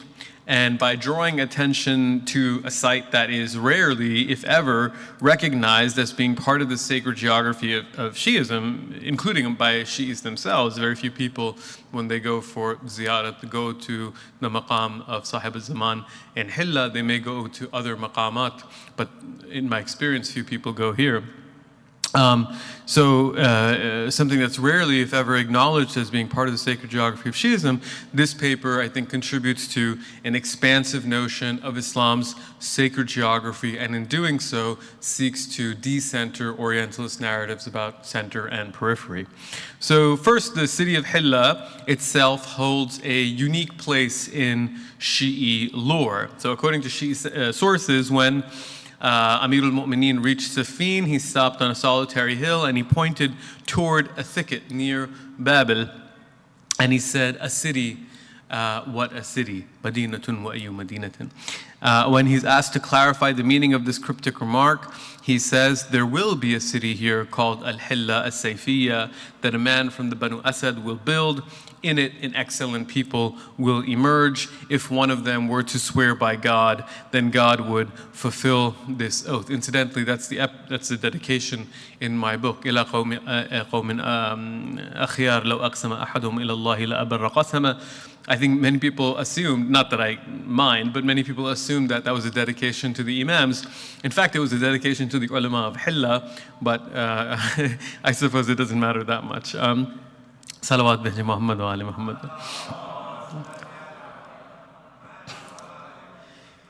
So as it happens, a man from the Banu Asad, Saif al-Dawla al-Mazyadi, did build a great city in southern Iraq on the western bank of the Euphrates called Al-Hilla al-Sayfiyya, which was the center of Imami scholarship from about the middle of the 12th century to the middle of the 15th century. This is what it's known as Madrasat al-Hilla. I believe Khafaji was the one who coined this term in an article that was first published in Turathuna, the great Iraqi journal, Madrasat al-Hilla min al-Nushu'i ila al-Qimma. But despite its significance, aside from a very few scattered remarks, we don't really know much about the religious topography of the city during this period. One exception, however, is the maqam of Sahib al-Zaman. So here's the description, and actually it's much longer than this. For the sake of time, I sort of pared it down to the essential portion of it. But here is a description, or Ibn Battuta's description, of what took place at this sanctuary every day. So he says, every evening before sunset, 100 of the townspeople go with arms and drawn swords to the governor of the city and receive from him a saddled and bridled horse or mule. With this, they go in procession with drums beating and trumpets and bugles blowing, 50 of them in front and 50 behind, while others walk to the right and the left to the sanctuary of the Master of the Age. They halt at the door and call out, in the name of God, O Master of the Age, in the name of God, come forth. Corruption is abroad, and injustice is strife. This is the hour of thy advent, that by thee God may uncover the true from the false. They continue to call out thus, sounding their drums, bugles, and trumpets until the hour of sunset prayers, for they hold that Muhammad ibn al-Hasan al-Askari, Ajjalallahu ta'ala farajahu al-Sharif, entered this mosque and disappeared from sight, and that he will emerge from it, for he, in their view, is the expected Imam. Now, Ibn Battuta is the only source that mentions anything resembling this ritual, and the account has been criticized by Ahmad Majid al-Hilli, among others, in a very nice book on the maqam. But again, whether the details are true or not, we actually do have other sources for the history of the sanctuary and its role in the religious life of Hilla. One other thing that I should mention is Maqam Radd al-Shams in Hilla. Unfortunately, some of the history, we know by the time of Ibn Shahrashub, there was a site in Hilla recognized as being Maqam Radd al-Shams. However, we don't know the history, or I don't know the history of the structure just yet. So that's one of those things that inshallah, hopefully, I can do in the future. Okay. So we do have other sources for the history of the sanctuary and its role in the religious life of Hilla. So the earliest mention of the sanctuary is from the year, I'll just do Miladi years to make it easier. So it's from the year 1216, when Ibn Nama al-Hilli built or reconstructed. Ammara, the verb is ambiguous, so we're not exactly sure, but either built or reconstructed houses for study, buyut al-dars, next to the sanctuary, and brought a group of fuqaha to live there. So the sanctuary itself must have existed before 1216, and depending on the meaning of ammara, a madrasa may have existed next to the sanctuary before this date too. Now the fact that Ibn Nama brought a group of jurists to live there suggests that it was a place for advanced scholarship, and the subsequent history of the site affirms this suggestion. Let me go very quickly.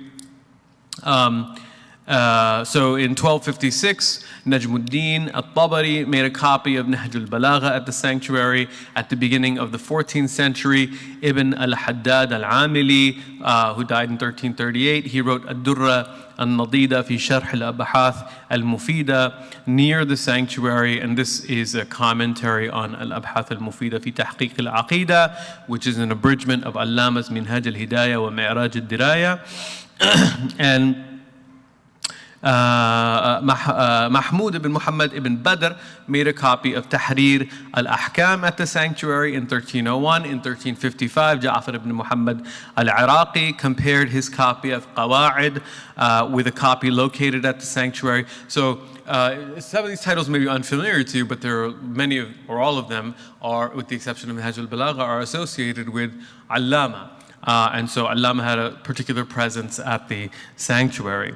Now, his brother, Ja'far ibn Muhammad al-Iraqi's brother, Hussein, completed another copy of Qawa'id al-Ahkam at the sanctuary in 1374, which was verified by his brother Ja'far in 1384. Finally, there's a copy of Al-Mukhtasar al-Nafi', which was made at the madrasa adjacent to the sanctuary in 1537. So this is kind of the history of scholarship at the site, but in addition to being a site for scholarship, the sanctuary occupied as a space in the sacred geography of Imamism too. And this is clear from the following report about an encounter between Ibn Abil Jawad al-Nu'mani and the 12th Imam. So al-Nu'mani says, "My master, you have a sanctuary in al-Nu'maniya and one in Hilla, so where are you in those sanctuaries?" The Imam says, "I am in al-Nu'maniya on Tuesday night and Wednesday.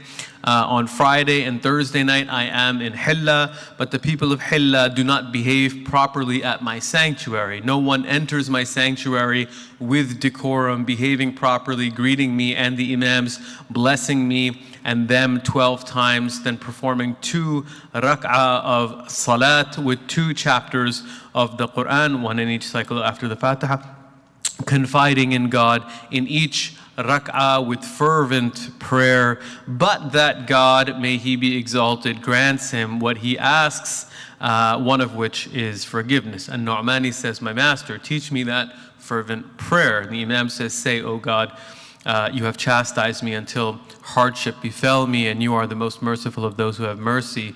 Though the sins I have committed merit many times as much chastisement, you are gentle, patient. You forgive so much that your forgiveness and your mercy outstrip your punishment."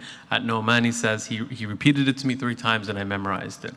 Now, this encounter is related by Ibn al-Khazin al-Ha'iri, who studied under Shahid. Shahid, of course, dies in 1384. And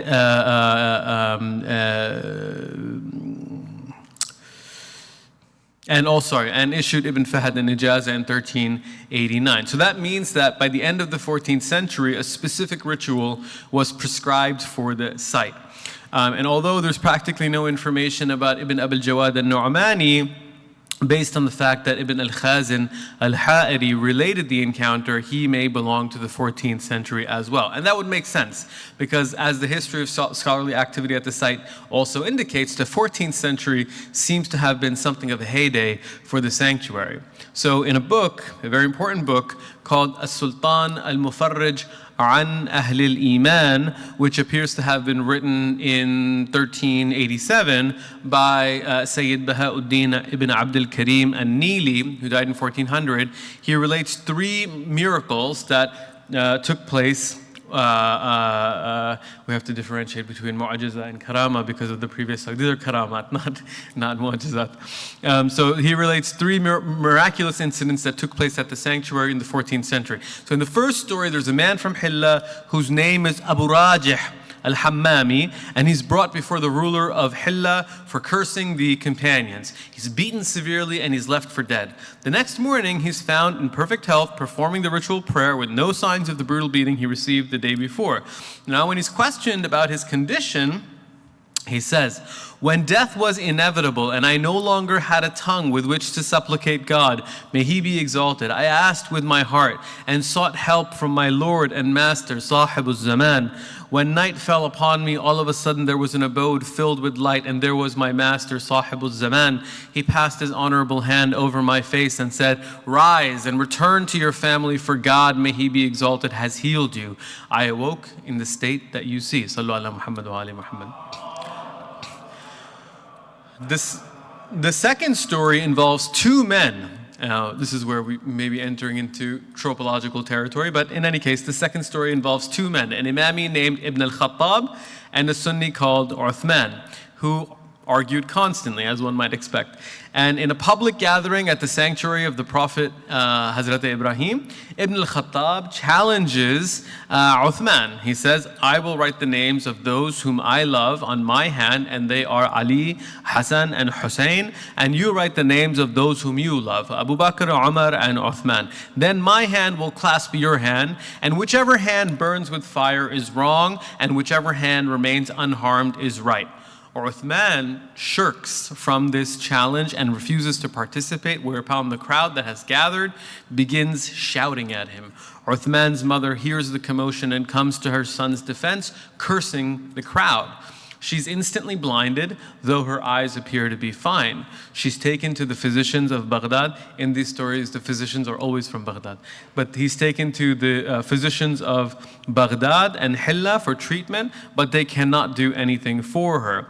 Some of her friends, who are Imami women, tell her that the one who blinded her is the Qa'im.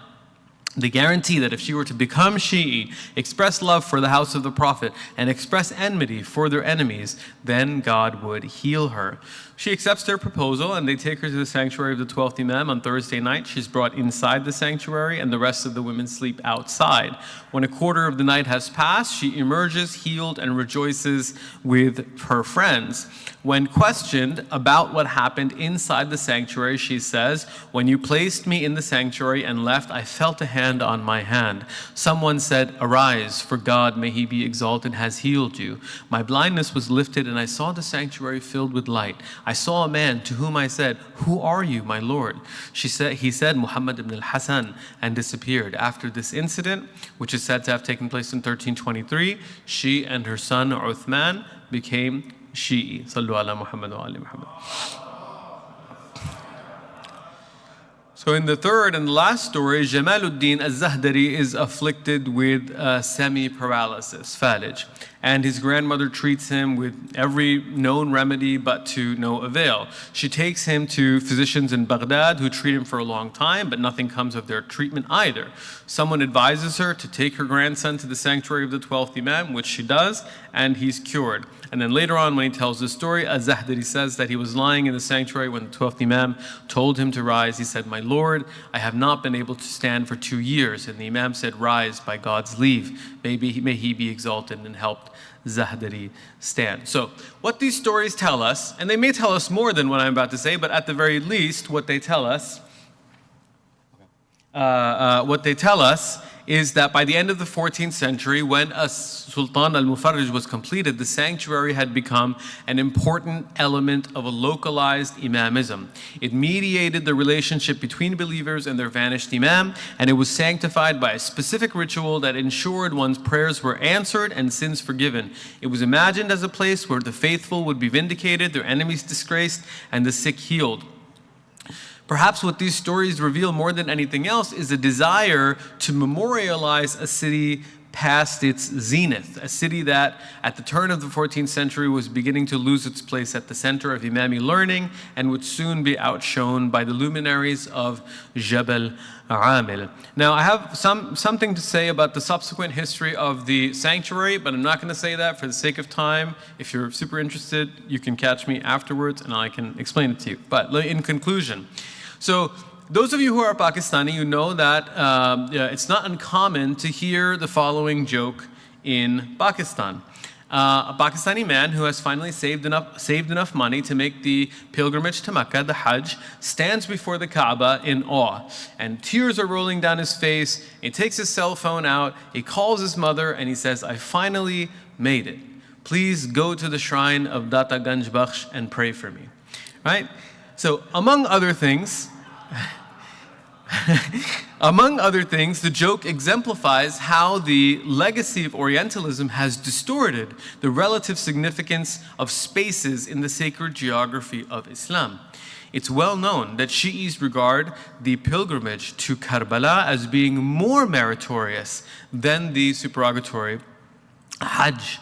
Although the sanctuary of the 12th Imam in Hilla never acquired the status of a Karbala or a Najaf, it was nevertheless an important sacred space, especially for the Shia of Hilla. And by calling attention to this little known site, its history, and its role in the religious and socio-political life of Hilla, I hope that this paper contributes to an expansive notion of the sacred geography of Islam. Wassalamu alaikum wa rahmatullahi wa barakatuh.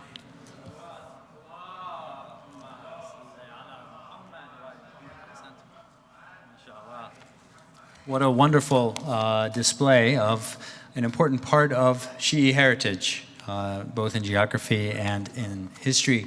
Not just Professor Ali's paper, but all the papers, really. Now, a bit of an update. Because of time, we are not going to have a Q&A. Instead, if anyone wants to ask those on this panel questions, that'll be combined with the Q&A at the end, if that comes up. And at this point, we're going to just have a 5-minute comfort break and then come back for the final panel, inshallah. Okay, salawat. Allah.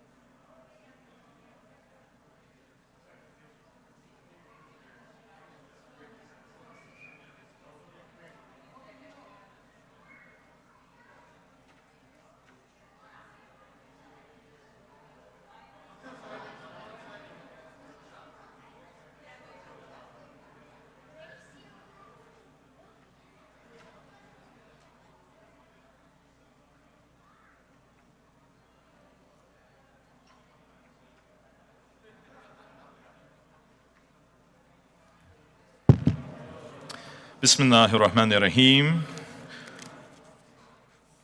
Salawat ala Muhammad wa ala ali Muhammad. Okay, everyone, I know it's been something of a long day. And I understand, like any good academic, I understand the importance of caffeine for functioning at this time in the afternoon. I just want to thank those of you who've been here since the morning for your dedication. We're now going to be beginning our third panel of the day, which is on faith,